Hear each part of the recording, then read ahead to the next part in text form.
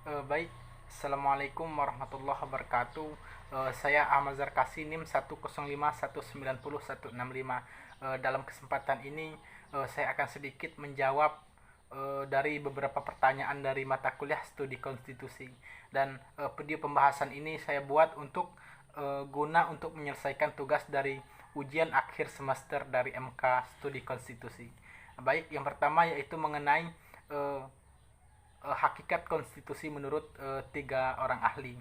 Nah, dalam kesempatan ini saya mengambil tiga pendapat para ahli. Yang pertama yaitu menurut LG Van Avildor. Nah, menurut pendapatnya konstitusi itu adalah hukum dasar ataupun hukum yang bersifat fundamental yang mencakup undang-undang dasar, yakni hukum dasar tertulis, dan hukum dasar yang tidak tertulis atau dikenal dengan sebuah konvensi, atau kalau dalam sebuah daerah itu disebut sebagai adat istiadat. Dia tidak terlihat namun bersifat mengikat. Yang kedua yaitu pengertian konstitusi menurut E.C.S. Wade. Nah, menurutnya konstitusi itu merupakan sebuah naskah yang memaparkan mengenai rangka serta tugas-tugas pokok ataupun tupoksi dari badan pemerintahan suatu negeri dan menentukan pokok-pokok panduan kerja badan tersebut. Yang ketiga yaitu pengertian konstitusi menurut Jim Lee Asidik.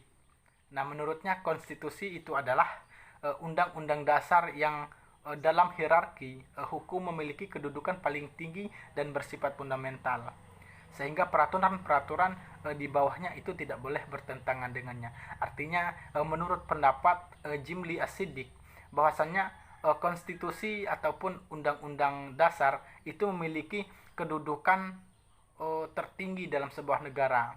Artinya dia menjadi sebuah patokan ataupun pedoman dari masyarakat yang berada di negeri tersebut. Baik, lanjut kepada jawaban dari pertanyaan nomor 2, yaitu mengenai teori tentang perubahan konstitusi menurut dua orang ahli, dan uraikan tata cara ataupun proses dalam perubahan konstitusi di Indonesia. Baik, yaitu di sini saya mengutip dua pendapat para ahli tentang bagaimana teori perubahan konstitusi. Yang pertama yaitu menurut K.C. Ware. Nah, itu ada 4 cara untuk mengubah undang-undang dasar ataupun konstitusi, yaitu yang pertama beberapa kekuatan yang bersifat primer, dan yang kedua yaitu perubahan yang diatur dalam konstitusi, ketiga penafsiran secara hukum, dan yang keempat itu kebiasaan dan konvensi.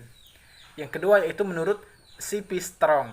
Nah, dalam hukum tata negara dan ilmu politik, perubahan konstitusi itu dapat dilakukan dengan 4 cara, yaitu yang pertama perubahan konstitusi yang dilakukan oleh pemegang kekuasaan atau legislatif, tetapi menurut pembatasan-pembatasan tertentu. Perubahan konstitusi dilakukan oleh rakyat melalui suatu referendum.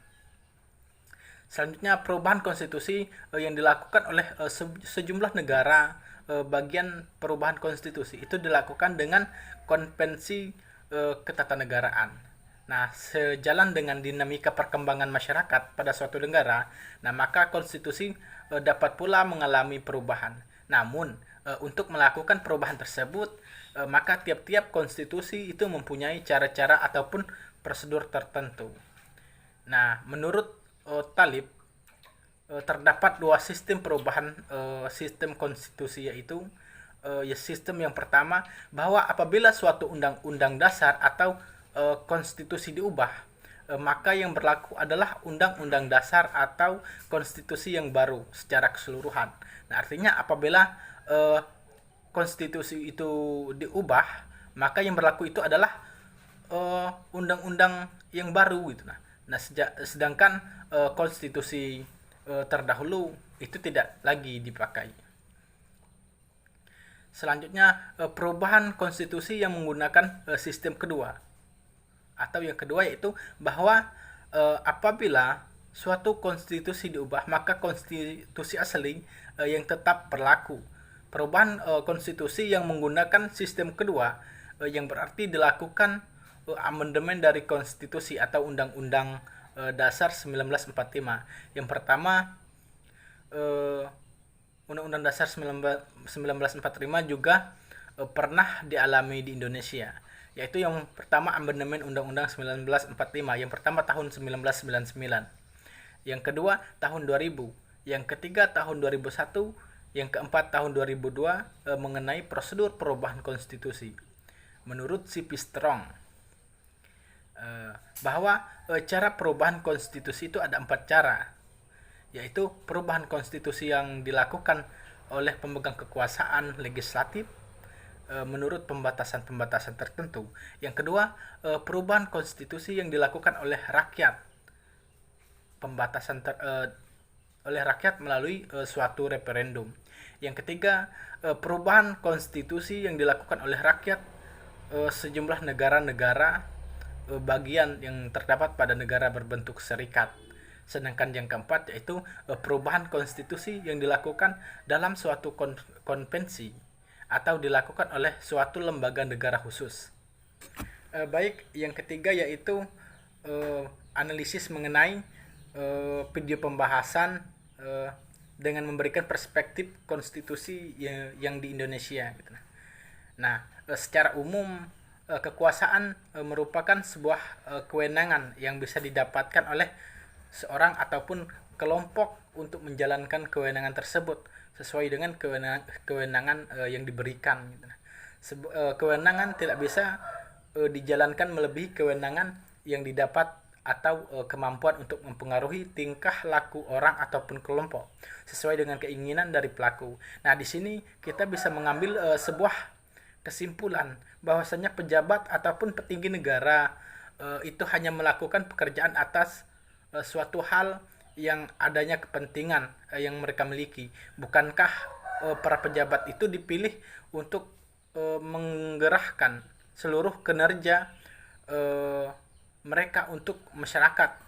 Namun di sini perintah seolah-olah tidak ikut membantu masyarakat yang saat ini berada dalam kesulitan di tengah-tengah COVID-19. Nah, apa yang dilakukan menurut saya, apa yang dilakukan oleh Ibu Sri Mulyani sebagai Menteri Keuangan itu telah memberikan dampak positif ataupun pengaruh yang baik demi menjalani dan memberikan suatu hal tertentu, tentunya bagi saya tidak merugikan suatu negara. Baik, lanjut kepada jawaban dari pertanyaan nomor 4, yaitu mengenai satu contoh pelanggaran konstitusi yang terjadi di Indonesia serta penjelasannya. Nah, dalam kesempatan ini saya mengambil satu contoh, yaitu mengenai pembatasan kebebasan berekspresi ataupun berpendapat. Nah, hal ini masih sering terjadi di Indonesia menurut saya, dan hal itu benar adanya. Kalaupun benar hal itu diatur dalam Undang-Undang Dasar 1945, tetap saja ada hal-hal yang membatasi kebebasan berekspresi masyarakat. Kenapa? Karena negara kita adalah negara demokrasi, dan rakyat adalah raja yang harus memiliki hak untuk didengar. Nah, namun di negara kita pun saat ini pelanggaran konstitusi ini masih sangat sering terjadi. Padahal di negara demokrasi kebebasan untuk berpendapat itu sangat dijunjung tinggi. Bagi saya itu salah satu contoh dari pelanggaran konstitusi yang terjadi di Indonesia. Sekian, terima kasih dari saya. Mohon maaf jika masih banyak terjadi kekurangan ataupun kesalahan dari jawaban saya. Saya akhiri.